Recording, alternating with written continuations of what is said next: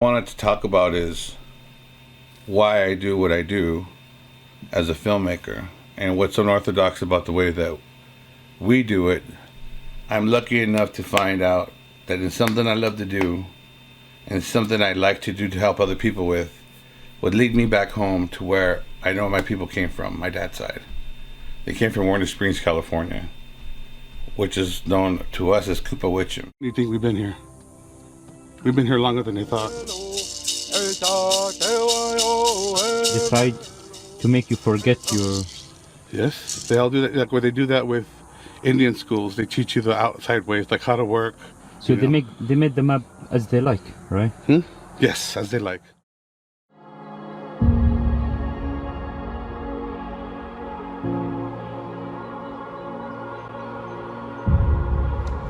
Here you see, here are the land that my family was displaced from.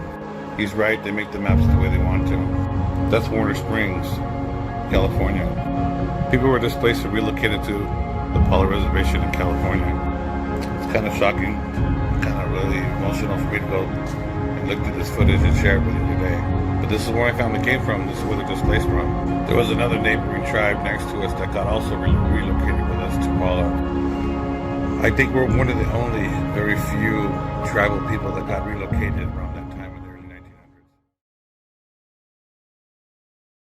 Some people don't know when they go into a village, they want to talk to a person about something of culture. And what do they know? How do you know they know something that's right? In every place that I've been, there's somebody ahead of something. A head man, head woman of some type of, like, say, medicine people. Or people that make baskets, people that do gatherings. There's somebody always that heads everything. They would know who is in charge and who's the family that does that.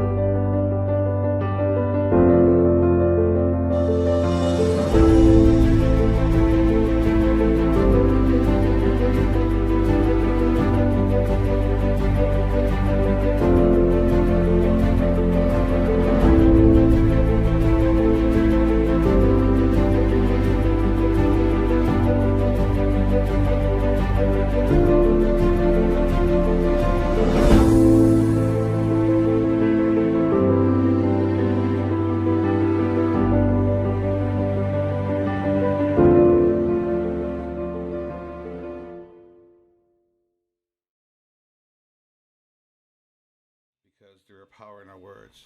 There's power in our songs that we've always believed.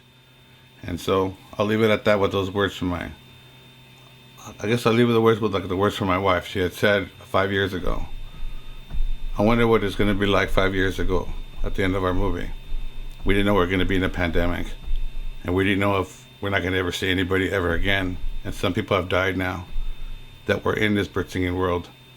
So we're wondering if those people that are really, really important to this culture are going to be around to pass it on. And what we did to talk about the protocols and all that was so important now that we see it, that people that are not even alive will see what we did in case anything disappears. And that's the reason why we do what we do. They put us on reservations and it's in trust.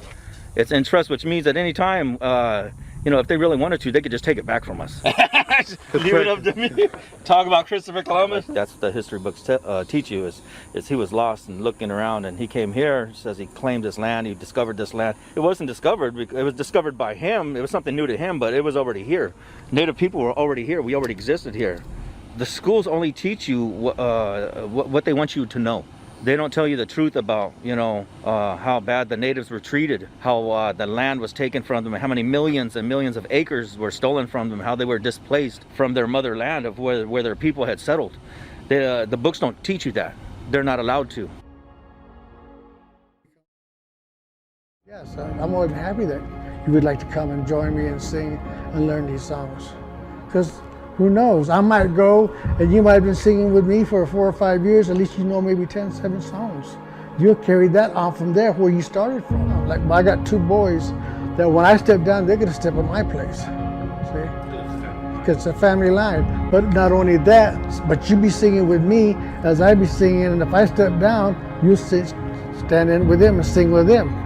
You follow them, you know. But then if we're all gone and you're the only one left and you're the only one singing the songs, you're not gonna sit back and hold them back. You want to honor them to the people. I mean, it's important for our culture to continue, and that's why I'm worried about it disappearing. So the things I described, we can't do no more. And so, just like everybody else is going through something, we are too. I'm not sitting here crying, wah, wah, wah, wah. I'm just wanting to know, I have to document this time during this time. And it's hard to because you can't get out what's going to happen after. Maybe I go out there again and see the result of who's left. That's what happens with our traditions. Young want to learn them. That's very important. They want to dance to these songs, and this is the only link they have to their traditional past, is the bird songs. And that's why I think it's lasted this long, because there was a need for identification, to identify with something from their past. They didn't want to be known as Indians just in name only. They wanted to have something from the past. And that's what these bird songs are doing, is binding the young together. Each generation, there seems to be a desire to learn, to partake in these bird songs. Not just anybody can just go out and represent our tribe, even if they're descendants. What I'm showing you is bird singing, the bird dance, by people that do it, by the family members that support the people that sing, the tribal members that sing for a tribe. There are also other bird singers and other families and other tribes that are nearby us around the Cahuilla area. Over here in the Cahuilla area, they're called Hownicks. They used to be called that in the past. This is a story about head bird singers and their families and what they do to support this bird culture and how it to continue. Thank you for watching, and thank you for being here for this presentation. All right, Casey, this is what I got. Let's see what you say. All right, I'm gone.